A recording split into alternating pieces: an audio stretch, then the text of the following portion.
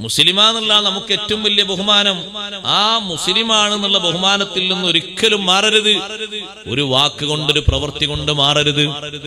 ദുരന്തമുഖത്തേക്ക് പോകരുത്. മുർത്തദ്ദാകുന്ന കാര്യങ്ങൾ സ്വീകരിക്കരുത്. അള്ളാഹു നമ്മളെ കാത്തുരക്ഷിക്കട്ടെ. മുർത്തദ്ദാകുന്ന കാര്യങ്ങളിൽ ഇന്ന് ഒരുപാട് കാര്യങ്ങൾ പുറത്ത് വെളിവായിക്കൊണ്ടിരിക്കുന്നു. അതിലേറ്റവും കൂടുതലുള്ള കാര്യം ഏതാണെന്നറിയോ സഹോദരങ്ങളെ, സഹോദരിമാരെ? അൽ-ഇസ്തിഹ്സാഉ, പരിഹാസ്യമാണ്. അള്ളാഹുവിന്റെ ദീനിന്റെ നിയമങ്ങളെ പരിഹസിക്കുക. മുസ്ലിങ്ങൾ എന്നെ കളിയാക്കുന്നത് കണ്ടില്ലേ? തന്നെ അവരുടെ ദീനിന്റെ ശിആറുകളെ കളിയാക്കുന്നത് കണ്ടിട്ടില്ലേ സഹോദരങ്ങളെ? എന്തിന്? അവർക്ക് ആ നിയമങ്ങൾ ദഹിക്കാത്തതുകൊണ്ട്, പിടിക്കാത്തതുകൊണ്ട്. അള്ളാഹുവിന്റെ ദീനിന്റെ ചിഹ്നങ്ങളെ, അടയാളങ്ങളെ, നിയമങ്ങളെ ഏതെങ്കിലും ഒന്നിനെ, ഒരു സുന്നത്താകട്ടെ, ഒരു കറാഹത്താകട്ടെ, ഒരു ഹലാലാകട്ടെ, ഏതെങ്കിലും ഒന്നിനെ നിസ്സാരപ്പെടുത്തിയാൽ, ഒന്നിനെ കളിയാക്കിയാൽ, ഒന്നിന്റെ നിയമം മാറ്റിപ്പറഞ്ഞാൽ നമ്മൾ ഈ ദീനിൽ നിന്ന് മുർത്തദ്ദായി പോകും. മുർത്തദ്ദായി കഴിഞ്ഞാൽ ഇത്രയും കാലം ചെയ്ത അമലുകളൊന്നും നമ്മുടെ പട്ടികയിൽ കാണൂല. ഒരു മനുഷ്യൻ മുർത്തദ്ദായി മരിച്ചാൽ അവന്റെ അമലുകളൊക്കെ പൊളിഞ്ഞുപോയി. ദുനിയാവിലും ആഖിറത്തിലും കാര്യമായിട്ട് അവന് ലാഭമൊന്നും ഉണ്ടാകൂല. അവൻ പിന്നെ പോകുന്നത് പരാജിതരുടെ പട്ടികയിലേക്കാണ്. ഇസ്ലാമിന്റെ ഭംഗി നമ്മൾ എപ്പോഴും കാത്തു സൂക്ഷിക്കണം. ഇസ്ലാമിലായിട്ട് നിൽക്കുമ്പോ പ്രയാസങ്ങൾ വരുമ്പോ ഞാൻ മറ്റൊന്നിലേക്ക് ചാടിപ്പോകട്ടെ എന്ന് ചിന്തിക്കരുത്. ഇസ്ലാമിലായിട്ട് നിന്നിട്ട് തന്നെ സഹിച്ചു മുന്നോട്ട് പോകണം. അള്ളാഹു നമുക്ക് തൗഫീഖ് നൽകട്ടെ. ഞാൻ ഒറ്റ സംഭവം കൂടി പറഞ്ഞ് എന്റെ വാക്കുകൾ ഉപസംഹരിക്കുന്നു. വിശുദ്ധ ഇസ്ലാമിൽ നിന്ന് രാജിയാകുന്ന രൂപത്തിൽ ഒരു വാക്കും പ്രവൃത്തിയും ഉണ്ടാകാതെ സൂക്ഷിക്കണം. അള്ളാഹുവിന്റെ ദീനിന്റെ നിയമങ്ങളെ ചെറുതാക്കി കാണരുത്. നിയമം നമുക്കറിയില്ലെങ്കിൽ അറിയുന്ന പണ്ഡിതന്മാരോട് ചോദിച്ച് പഠിക്കണം. പണ്ഡിതന്മാരോട് ചോദിച്ച് പഠിക്കണം. ഒരു ഭർത്താവ് ഭാര്യയോട് പറയുന്നു, നീ അങ്ങനെ കഴുത്തു മറച്ച്, നല്ല മുഖം മറച്ച്, തല മറച്ച് ഒരു ബീവിയായിട്ട് എന്റെ കൂടെ പോരേണ്ടതില്ല. നല്ലൊരു ഷാളൊക്കെ ധരിച്ച്, ഒരു പുതിയ രൂപത്തില്, ന്യൂ ജനറേഷനില് തലയിലൊരു ഷാളൊക്കെ തട്ടത്തിന് ഇട്ടാൽ മതി. വലിയ തട്ടോ ഇട്ടിട്ടൊരു ഉമ്മാമയായിട്ട് നീ എന്റെ കൂടെ പോരേണ്ടതില്ല എന്ന് പറയുന്ന ഭാഷയിൽ അവിടെ ദീനിന്റെ നിയമത്തെ നിരാകരിക്കലുണ്ട്, പരിഹസിക്കലുണ്ട്. അള്ളാഹുവിന്റെ ദീനിന്റെ നിയമമാണ് കഴുത്തു മറക്കണം, കാത് മറക്കണം, തല മറക്കണം. മുഖമക്കനയുടെ താഴ്ഭാഗം താഴോട്ട് തൂക്കിയിടണം. മുകൾ ഭാഗത്തേക്ക് വലിച്ചു കെട്ടലല്ല, മുഖമക്കനയുടെ താഴ്ഭാഗം താഴോട്ടാണ് തൂക്കിയിടേണ്ടത്. ഇവിടെ നമ്മൾ ആ മറ പൊളിച്ചിട്ട് ഒരു ഷാള് മാത്രമാക്കി മുന്നോട്ട് പോകുമ്പോ അള്ളാഹുവിന്റെ ദീനിൽ നിർബന്ധമായ ഒരു വിഷയത്തെ നമ്മൾ തകർത്ത് തരിപ്പണമാക്കുന്നു.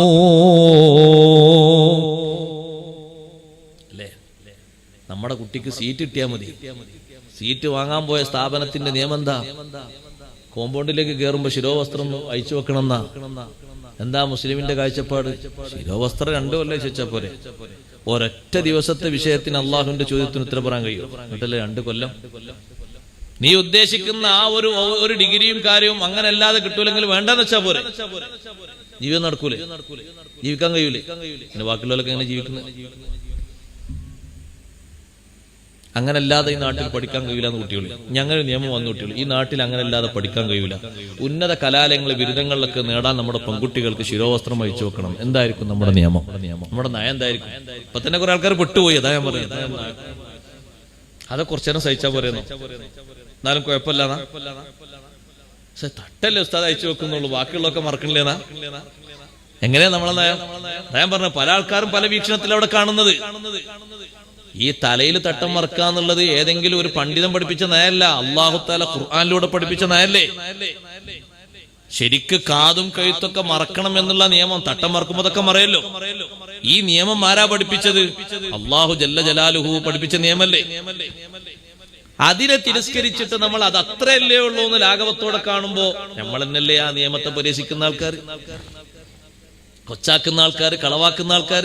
പിന്നെ നമ്മൾ പുറത്തുള്ള കുറ്റം പറയുന്നു. പുറത്തുള്ള ആൾക്കാർ അത് വേണ്ടാന്ന് പറയുമ്പോ കുറ്റം പറയുന്നില്ല. നമ്മൾ ആദ്യം നേരെ ചൊവ്വയാകണ്ടേ? നമ്മളെ വീട്ടിൽ നിന്ന് ഒരു കുട്ടിയെ കല്യാണം കഴിച്ച് ഇറക്കുമ്പോ എത്ര ചെലവുണ്ട്? അല്ലാഹു തആല പൊരുത്തപ്പെട്ട രീതിയിൽ ഇറക്കണ്ടേ? അന്ന് ആ കുട്ടിയുടെ ശരീരത്തിന്റെ സ്വകാര്യതകൾ മുഴുവനും പരസ്യമാക്കി ഇറക്കിയ സഹോദരങ്ങളെ, അല്ലാഹു തആല കൂലി കിട്ടോ കൊടുത്ത ഭക്ഷണത്തിനൊക്കെ? പ്രധാനപ്പെട്ട ഒരു സംഗതി, ഒരു പൊതുജീവിതത്തിലേക്ക് പാദമൂന്നുന്ന ഒരു സമയം. ആ കുട്ടിന്റെ മാറിടെ അടക്കം വെളിവാണ്. ആ കുട്ടിക്ക് തലേന്ന് സ്കൂളിൽ പോകുന്നവരെ ഫുൾ കൈ ഉണ്ടായിരുന്നു, അന്ന് ഹാഫ് കൈയേ ഉള്ളൂ. ഒക്കെ കാണുക, ധരിച്ചിട്ടുണ്ട് ഒരു വസ്ത്രം, പക്ഷെ ആ വസ്ത്രത്തിന്റെ ഉള്ളിലൂടെ ആ കുട്ടിന്റെ ശരീരത്തിന്റെ കളറ് മുഴുവനും ഒപ്പിയെടുക്കാൻ പറ്റും. അങ്ങനെ ആയാ പിന്നെ എങ്ങനെ? നമ്മളിങ്ങനെ സിന്ദാബാദ് മുഴക്കിയിട്ട് ആ നിയമം കാട്ടിപ്പുറത്ത് എങ്ങനെ ഉണ്ടാകും? അപ്പൊ നമ്മൾ ആ നിയമത്തെ കൊച്ചാക്കുന്നവരിൽ പെട്ടില്ല.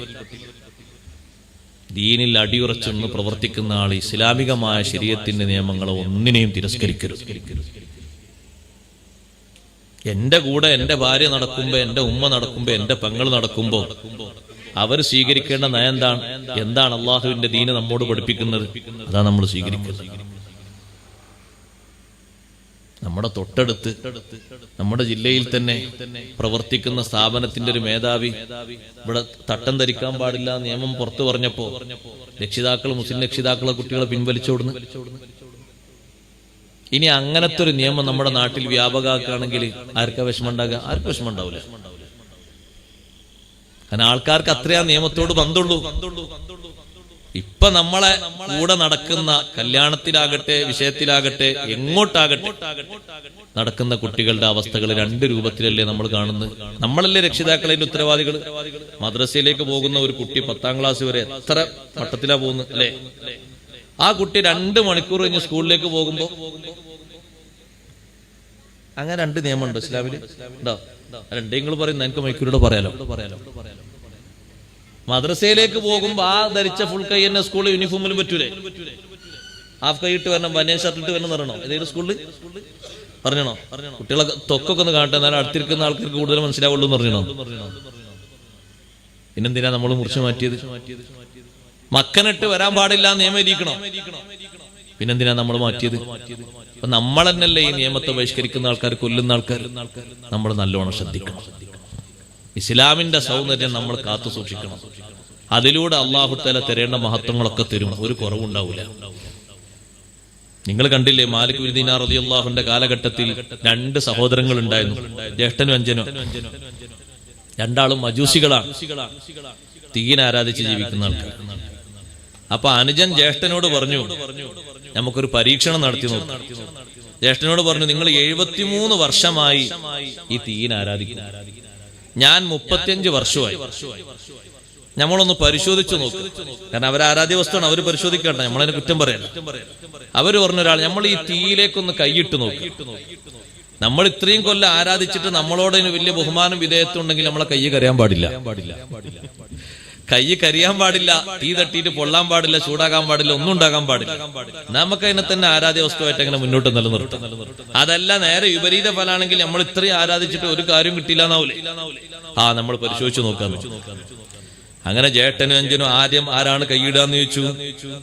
ജ്യേഷ്ഠൻ പറഞ്ഞു, അനുജനോട് നീ നിന്റെ കയ്യതിലേക്ക് തീയിലേക്ക് വെക്കൂ, എന്നിട്ട് ഞാനൊന്ന് നോക്കട്ടെ എന്ന് പറഞ്ഞു. അനുജൻ കയ്യങ്ങ് വെച്ചുകൊടുത്തു. സുബ്ഹാനല്ലാഹ്, വിരലുകൾ മുഴുവനും കരിഞ്ഞുപോയി. അയാള് വേദന കൊണ്ട് എന്ന് ശബ്ദിച്ചിട്ട് കൈ ഇങ്ങനെ വലിച്ചു. എന്നിട്ട് തീയിനോട് പറഞ്ഞു, 35 കൊല്ലമായിട്ട് ഞാൻ നിന്നെ ആരാധിക്കുന്നു, അന്ത തൂദീനനീ, നീ എന്നെ ഇടങ്ങേറാക്കിയല്ലേ, എന്നെ ശല്യം ചെയ്തു അല്ലേ, നിന്നെ ആരാധിക്കാൻ ഞാനില്ല. എന്നിട്ട് ജ്യേഷ്ഠനെ വിളിച്ചു പറഞ്ഞു, എന്തെങ്കിലും തെറ്റ് ചെയ്താൽ പൊറുത്തു തരുന്ന, എന്തെങ്കിലും കാര്യങ്ങൾ ചെയ്താൽ നമുക്ക് പരിഗണന തരുന്ന മഅബൂദായ അല്ലാഹു സുബ്ഹാനഹു വ തആല, ആ അല്ലാഹനെ നമുക്ക് വിശ്വസിക്കാം, ആ അല്ലാഹു തആലക്ക് നമുക്ക് ആരാധന നടത്താം. ആദ്യഘട്ടത്തിൽ ജ്യേഷ്ഠൻ അതിന് സമ്മതിച്ചു. നമ്മൾ അതിനെന്ത് ചെയ്യണം? ഇസ്ലാം പഠിക്കാൻ പറ്റുന്ന ആളെ അന്വേഷിച്ചു പോകണം. അങ്ങനെ നാട് നീളവർ അന്വേഷിച്ചപ്പോ ആളുകൾ പറഞ്ഞു കൊടുത്തു, മാലിക് ബിൻ ദീനാർ റളിയല്ലാഹു അൻഹു ഉണ്ട്, അവരടുത്ത് പോയാൽ നിങ്ങൾക്ക് ഇസ്ലാമിനെ പറ്റി പറഞ്ഞു തരും.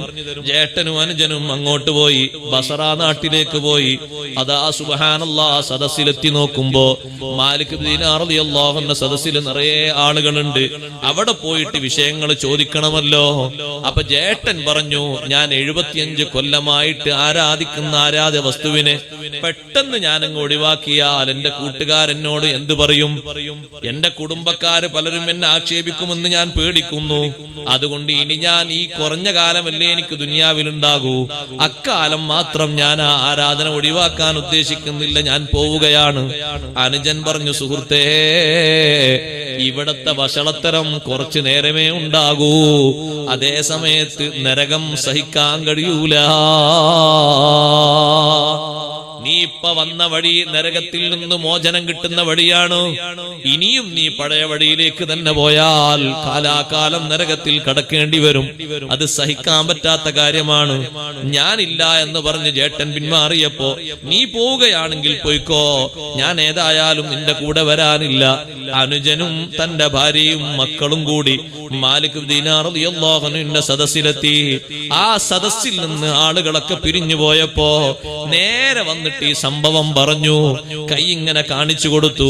ഇസ്ലാമിനെ പറ്റി പറഞ്ഞു തരാൻ പറഞ്ഞു. ഇസ്ലാമിനെ പറ്റി പറഞ്ഞു കൊടുത്തു. അനുജനും ഭാര്യയും മക്കളും എല്ലാവരും ഇസ്ലാമിലേക്ക് കടന്നു വന്നു. സുബ്ഹാനല്ലാഹ്. മാലിക് ദീനാർ തങ്ങൾ ചോദിച്ചു, ഞാൻ എന്റെ കൂട്ടുകാരോട് പറഞ്ഞിട്ട് നിങ്ങൾക്ക് എന്തെങ്കിലുമൊക്കെ ജീവിതത്തിന് വകുപ്പുണ്ടാക്കി തരട്ടെ? ആ ചെറുപ്പക്കാരൻ പറഞ്ഞു, വേണ്ട, എനിക്കൊന്നും വേണ്ട. ഞാൻ അള്ളാഹുവിന് ഇബാദത്ത് ചെയ്തിട്ട് അള്ളാഹു എനിക്ക് തരുന്നത്, ഞാൻ അള്ളാഹുവിന്റെ ദീന് സ്വീകരിച്ചാളല്ലേ, അള്ളാഹു എനിക്ക് തരാൻ നിശ്ചയിച്ചത് എനിക്ക് കിട്ടുമല്ലോ. അങ്ങനെ അദ്ദേഹം അവിടെ നിന്ന് പിരിഞ്ഞുപോയി. മക്കളെയും ഭാര്യയെയും വീട്ടിലാക്കിയിട്ട് ഒഴിഞ്ഞ ഒരു സ്ഥലത്ത് പോയി ഇബാദത്തെടുക്കുന്നു. വൈകുന്നേരം വീട്ടിലേക്ക് വന്നപ്പോ ഭാര്യ പറഞ്ഞു, നാളെ രാവിലെ ആകുമ്പോ നിങ്ങൾ ജോലി അന്വേഷിച്ചു പോകണം. അങ്ങാടിയിൽ പോയിട്ട് ഞങ്ങൾക്ക് നിങ്ങൾ എടുക്കുന്ന ജോലി കൊണ്ട് എനിക്കും എന്റെ മക്കൾക്കും ഭക്ഷണം കഴിക്കാനുള്ള വകുപ്പുണ്ടാക്കി തരണം. പിറ്റേന്ന് അദ്ദേഹം അങ്ങാടിയിലേക്ക് പോയി. പക്ഷേ ഒരു ജോലിയും കിട്ടിയില്ല. ജോലിക്കാരും വിളിക്കാത്തത് കണ്ടപ്പോ അദ്ദേഹം തീരുമാനിച്ചു, എന്നാൽ ഞാനൊരു പള്ളിയിൽ പോയിട്ട് കുറച്ചു നേരം നിസ്കരിച്ചിട്ട് ഇബാദത്തെടുത്ത് കഴിയട്ടെ, നേരം വെറുതെ കഴിക്കേണ്ടതില്ലല്ലോ. മഗ്രിബ് വരെ ഇബാദത്തിലായി ചെലവഴിച്ചു.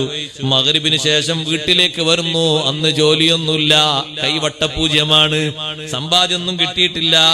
വീട്ടിലേക്ക് വന്നപ്പോ ചോദിച്ചു, നിങ്ങൾ എന്തേ ഒന്നും കൊണ്ടുവരാന്നത്? ഭക്ഷിക്കാൻ എന്തെങ്കിലും വേണ്ടേ? ഞാൻ ഇന്ന് രാജാവായ അള്ളാഹുവിന് വേണ്ടി നല്ലോണം അധ്വാനിച്ച് ഞാൻ അള്ളാഹുവിന് വേണ്ടി ഖിദ്മത്തെടുത്തു. അല്ലാഹ് എനിക്ക് ഒന്നും തന്നില്ല. അതുകൊണ്ട് നാളെ കിട്ടുമെന്ന് പ്രതീക്ഷിക്കാം. അന്ന് രാത്രി എല്ലാവരും അങ്ങനെ പട്ടിണി കിടന്നു. പിറ്റേന്ന് രണ്ടാമത്തെ ദിവസമാണ്. പിറ്റേന്ന് അങ്ങാടിയിലേക്ക് പോയി. അന്നും ഒരു പണിക്കുമാരും വിളിച്ചില്ല. അന്നും വൈകുന്നേര സമയം വരെ ഇബാദത്തിലായി കഴിച്ചുകൂട്ടി. മഗ്രിബ് നിസ്കാരം കഴിഞ്ഞ് വീട്ടിലെത്തി. അന്നൊരു വ്യാഴാഴ്ച ദിവസമാണ്. പിറ്റേന്ന് നാളെ വെള്ളിയാഴ്ചയല്ലേ, വെള്ളിയാഴ്ച എന്റെ റബ്ബ് എനിക്ക് ഏതായാലും തരും. നാളെ ആരാധനക്ക് ഭംഗിയുള്ള ദിവസമാണ്. പിറ്റത്തെ ദിവസം വെള്ളിയാഴ്ച അങ്ങാടിയിൽ പോയി നോക്കി. പക്ഷേ പണിയൊന്നും കിട്ടിയില്ല. നേരെ പള്ളിയിലേക്ക് വിട്ടു. ജുമുഅ നിസ്കാരം നിർവഹിച്ചു. അസ്റിന്റെ അവസാന സമയമായപ്പോ 2 റക്അത്ത് നിസ്കരിച്ച് അല്ലാഹുവിലേക്ക് കൈയുയർത്തിയിട്ട് പറഞ്ഞു, അല്ലാഹ് ലഖദ് അക്രംതനീ ബിൽ ഇസ്ലാം, ഇസ്ലാം കൊണ്ട് നീ എന്നെ ആദരിച്ചല്ല അല്ലാഹ്. വതവ്വജ്തനീ ബിതാജിൽ ഹുദാ, നേർമാർഗത്തിന്റെ കിരീടം എനിക്ക് നീ ചാർത്തി തന്നല്ലോ അല്ലാഹ്.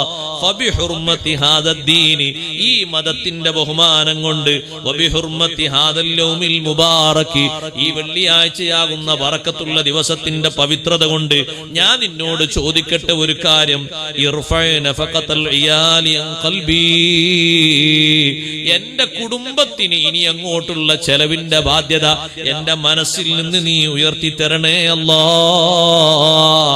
അവരെ ചെലവിന്റെ ഒരു ബാധ്യത നീ എനിക്ക് ഏൽപ്പിക്കരുത്. ഞാൻ എന്റെ കുടുംബത്തിന്റെ വിഷയത്തിൽ നിന്നെ മുന്നിൽ നാണിക്കേണ്ടി വരരുത്. അവരിപ്പോ ഇസ്ലാമിലേക്ക് കടന്നു വന്നിട്ടേ ഉള്ളൂ.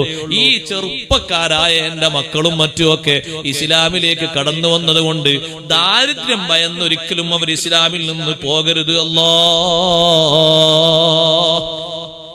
അങ്ങനെ ദുആ ചെയ്തു.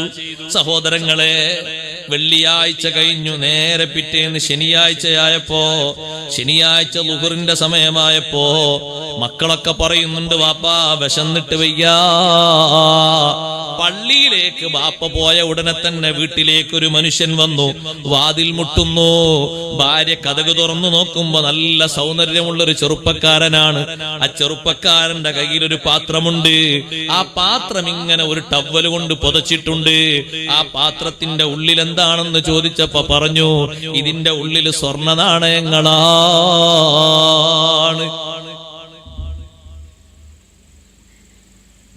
ആ സ്വർണ്ണ നാണയങ്ങൾ നിങ്ങളുടെ ജീവിതത്തിന്റെ അവസാനം വരെ ഉപയോഗിക്കാൻ പറ്റുന്ന സ്വർണ്ണ നാണയങ്ങളാണ്. അതുകൊണ്ട് നിങ്ങൾ സ്വീകരിച്ചോളൂ. ഭർത്താവിനോട് നിങ്ങൾ പറയണം, ഹാദിഹി ഉജ്റത്തു അമലിക ഫീ യൗമൈൻ. ഇന്നലെയും മിനിയാന്നും അതിന്റെ തൊട്ടു മുമ്പും 3 ദിവസമായി അള്ളാഹുവിന്റെ ആരാധനയിൽ തന്നെയാണ്. നല്ല പ്രതീക്ഷയിൽ ആരാധന നടത്തി. ഇന്നലെ വൈകുന്നേരം അള്ളാഹുവിനോട് കൈയുയർത്തി പ്രാർത്ഥന നടത്തി. അതിന് അള്ളാഹു തന്നയച്ചതാണ്. ആ അമലിന് അല്ല തന്ന കൂലിയാണ്. നിസ്കരിച്ചാലും നോമ്പോറ്റാലൊക്കെ ഇവിടെ തന്നെ കിട്ടും. ഒക്കെ പരലോകത്തെത്തിയിട്ടേ കിട്ടുള്ളൂ എന്ന് കരുതരുത്. ഇവിടെയും കിട്ടും, അവിടെയും കിട്ടും. അള്ളാഹു നമുക്ക് തൗഫീഖ് തരട്ടെ. അല്ലാതെ നമ്മൾ ആഖിറത്തിലേക്ക് മാത്രം ഒരു പ്രതീക്ഷിച്ച് ഇവിടെ ഒന്നും കിട്ടൂല, അങ്ങനെയല്ല ഇസ്ലാം. ഇസ്ലാമിന്റെ സൗന്ദര്യം ഇവിടെയുണ്ട്, അവിടെയുണ്ട്, രണ്ട് ലോകത്തും. അതുകൊണ്ട് ഇന്നലെ മിനിയാന്നൊക്കെ നല്ലോണം മഗ്രിബ് വരെ പള്ളിയിൽ നിന്ന് അധ്വാനിച്ചിട്ടുണ്ട് നിങ്ങളെ ഭർത്താവ്. പറയണം ഭർത്താവിനോട്. ശനിയാഴ്ച മഗ്രിബാകുമ്പോഴേക്ക് ഭർത്താവിന്റെ മനസ്സിങ്ങനെ വേദനിക്കാൻ തുടങ്ങി. പടച്ചോനെ, ഇന്നിപ്പോ 4ാമത്തെ ദിവസമാണ്. ബുധൻ, വ്യാഴം, വെള്ളി, ശനി. ഇന്നലെ വെള്ളിയാഴ്ച ഞാൻ ദ്വാരുന്നു നല്ല പ്രതീക്ഷയോടുകൂടി. ഇന്ന് കിട്ടുന്നു, ഇന്നലെ ദ്വാന്റെ ഉത്തരം കിട്ടി, ഇന്ന് കിട്ടുന്നു കരുതിയിട്ടാണ് അങ്ങാടിക്കൊന്നും ഒന്നും ജോലി കിട്ടിയില്ല. ഇനിയിപ്പോ ഇന്ന് വൈകുന്നേരം പോകുമ്പോ എന്തായിരിക്കും സ്ഥിതി എന്ന് വിഷമത്തോടുകൂടെ ഇങ്ങനെ ചിന്തിച്ചു. ഭാര്യ ഏതായാലും കൊടുന്നില്ലേ, ഒരു പാത്രത്തിൽ നിറയെ സ്വർണ്ണുണ്ട്. ആ സ്വർണത്തിൽ നിന്ന് 1 ദീനാർ എടുത്തിട്ട് ആ ഭാര്യ അങ്ങാടിയിലേക്ക് പോയി. 1 ദീനാർ എടുത്ത് അങ്ങാടിയിലേക്ക് പോയിട്ട് സ്വർണ്ണപ്പണിക്കാരന്റെ കയ്യിൽ കൊടുത്തുതാ, ഇതിന്റെ തൂക്കത്തിന് തൂക്കിയിട്ട് ദിർഹം തരണം തന്നു. അപ്പൊ ആ സ്വർണ്ണപ്പണിക്കാരൻ ഇങ്ങനെ തൂക്കി നോക്കിയിട്ട് പറഞ്ഞു, ഇത് നാട്ടിലൊന്നും കിട്ടുന്ന സ്വർണ്ണ നാണയല്ലല്ലോ, ദീനാറല്ലല്ലോ, ഇത് എവിടുന്നാ കിട്ടിയെന്ന് വെച്ചു. അപ്പോ അത് വീട്ടിൽ നിന്ന് കൊണ്ടുവരാൻ അല്ല, ഇതിന്റെ പിന്നിലുള്ള സംഭവങ്ങളൊക്കെ പറയണമെന്ന് പറഞ്ഞു. എന്താ സംഭവം? ഇപ്പൊ മുസ്ലിം ആയത് മുതൽക്കുള്ള ചരിത്രങ്ങൾ മുഴുവനും രാവിലെ വീട്ടിൽ വന്ന് ഒരാൾ ഒരു പാത്രം നിറയെ സ്വർണ്ണ നാണയങ്ങൾ ദീനാർ തന്നു.